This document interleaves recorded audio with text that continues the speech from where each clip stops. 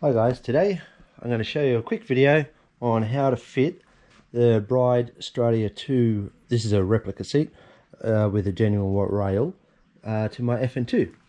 So what we're going to do before we start anything, I'm going to measure up and show you actually how much height we actually gain by dropping the seat down. So because I find this seat, I'm 6 foot tall, and I find this a little bit I feel like I just sit a little bit too high in the car. So we're going to measure sort of from the back of the base here where your bum sits. So from there to the roof, it's 990 to the roof from there. And from the front, we'll go to right on the front there, and we'll just rest it on the steering wheel so we get a sort of good judge. And that's 770. So we've got 770 and 990. So we'll get this seat out. The best way to remove your seats, and get this seat to fold forward would be good, is to always remove the rear bolts first. I won't show you removing the seat. I'll just zip them off and we'll go from there. Right, now we've got the seat unbolted. It's always good to undo the back first and then bring the front, but bring it forward just to around about there, just because when you lean this back you don't want it to hit the bottom of the steering wheel, because the ends of your rail here are really good at gouging everything. So what we want to do is just lay the seat back so we can get to the wiring underneath here. Hopefully you can sort of see that there. I'll just set the camera here. So under your seat here you've got two wires. You've got the blue and then you've got a yellow. Now yellow is going to be your airbag. Now before you disconnect this, what you want to do is just disconnect your battery. It's just always a good practice to disconnect the battery first. We'll just pop this clip out. So now we've got that apart. These are the ones, because it's a 2-wire in. I'm not sure if we're going to have to do this one too, because that's a 2-wire in as well. We're going to have to put these little 3.3 ohm resistors. Now what they are is, I'll show you what they're like. So you've got a resistor there, and then you've got a 5 amp fuse on that. So that needs to go into this block inside there, and hopefully that stops the airbag light from going on the dash. Now also let's weigh. There's always a lot of debate on how heavy these Honda seats actually are. So we're going to try and get them on the scales here. So if I can get them on and just balance it to a point. So that's sort of sitting under its own weight. So that's sort of showing. I'll try and get it into around, I think it's around 25 kilos. Let's sit on that scale a bit better. Well, that's looking like it's a bit closer to 30 kilos. So they're not a light seat. So 30 kilos. So we'll get the bride seat on, or bridge seat, and we'll see what that weighs. Okay, so first, because I got the rail off, we'll just weigh the rail first, see what the weight of that is. So that's come back at 4 kilos. I don't know if you can see that there. So I'm just sort of resting there. So that's 4 kilos for the rail.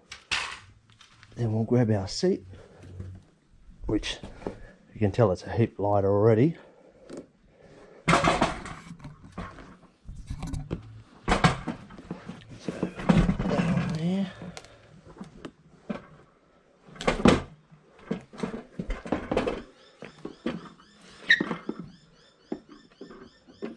So it's showing it around about, it's about 14 kilos, I think. It's sort of showing. It doesn't feel that heavy. We'll try and get it to sit there on its own. Well, sitting there on its own, it's about 13 kilos. So if we add the two together, that's 17 kilos compared to 25. So that's not too bad. It's not too bad. So you've got about an 8 kilo weight saving over the Fn2 factory seat. So I just want to sit the rail in, make sure that sits in here and fits before we try and put the seat in. So make sure it sits over its brackets fine. I'm going to have to move the wiring out of the way.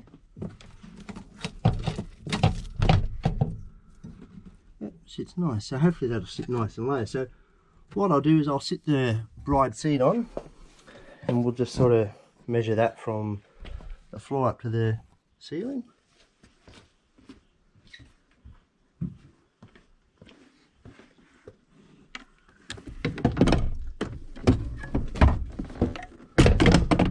Now I picked this seat up from Carbonetics in Sydney. I think it was about $545, I think. And then you choose your option from there, so you can choose whether to have a carbon fibre look or not. So we might actually just sit the seat rail back a bit, because I want it to be as close to where I would be sitting. Now we've got that sitting pretty even. Now you can already see how much lower it's going to sit than what the actual passenger seat's sitting there. So we'll measure that and see how far it is to the hood lining.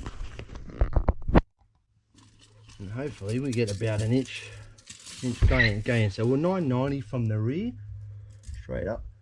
So now we've got 1 metre. So it's only actually dropped at about a centimetre.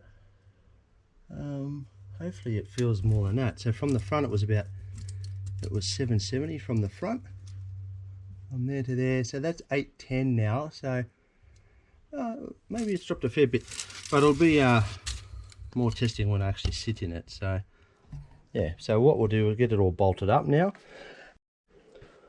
Okay, we've got the seat mounted in there now. I've just sat it in there for now because I've got to organise the seatbelt. You can't reuse your seatbelt off your factory seat, so I'll have to order and get an aftermarket one hooked up for that. So that's probably sitting about where I would race. So now that'll be about my view there, I would say. So to me, I feel like it's definitely dropped down at least 2 to 3 centimeters, or about an inch from factory, which is really good actually. So now I'll show you with these little resistors. What you have to do is see where this is your airbag for your actual side airbag, and this one's your seat pre-tensioner.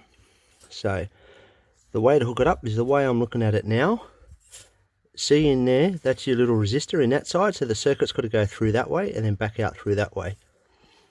And then on the actual airbag, so the yellow side's like your power in, so it goes in through the resistor there, through the fuse, and back out through into the car system. So now if you turn your ignition on, you'll see you'll get your airbag light will light up, and it will then turn off. And if you've got a problem, so what I'll do is I'll pull one of them out, and this will indicate if you've done it wrong. So pull one back out, and now you've got your airbag light. So that's the one I've just pulled out there. So turn that off again, and I'll just show you what I mean. So make sure you put it in. They just sit in. So what you can do is just sit them in there and just tape them in. Because what I want to do is I only want to have the seat in when I'm going to race. Like if I'm just driving to work or something like that, I want to have the actual Honda seat, genuine Honda airbag seat in the car. Okay, so we've got that back in there. Just got to make sure it's got a good connection. Put that key back in. Turn it on, our airbag light comes on. Doors open obviously. And then airbag light off. And if you wait like an extra 5 or 10 seconds and the airbag light comes back on, obviously you've got a fault. But you can buy these on eBay. I'll put a link in the description on where you can get them from. And I think they cost me about $10, I think, with postage. The only place I could get it from was from the UK. So yeah, so that's how you fit them. So I'll wrap that up there.